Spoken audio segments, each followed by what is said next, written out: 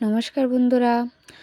তো আমরা তো সারাদিন ঘোরাফেরা করেছি, এখন প্রায় সন্ধ্যা হতে যাচ্ছে। এখন তো আর কোনো জায়গা খোলা থাকবে না, সব কিছু বন্ধ করে দেবে। তাই আমরা এখন একটা হোটেলে এসেছি রাতের জন্য থাকবো বলে। তো আমাদের ড্রাইভার দাদাই নিয়ে এসেছে, ওদের তো সব চেনাই থাকে। আর ওরা তো যে জায়গায় যায়, মানে ওরা তো ট্যুরিস্ট নিয়ে গেলে ওদের খাওয়া, তারপর থাকা সব কিছুই ফ্রিতে। কারণ যাদেরকে নিয়ে যায় ওদের থেকেই কেটে রেখে দেয়, ওদের আর টাকা লাগে না।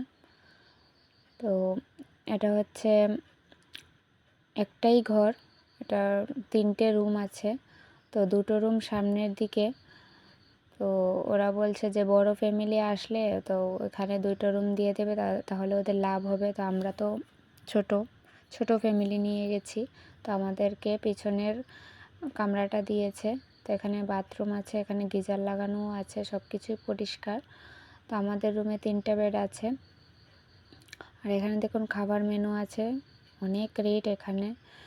প্রায় পার হেড 150 টাকা নিয়েছে, ডাল আর একটা সবজি দেবে।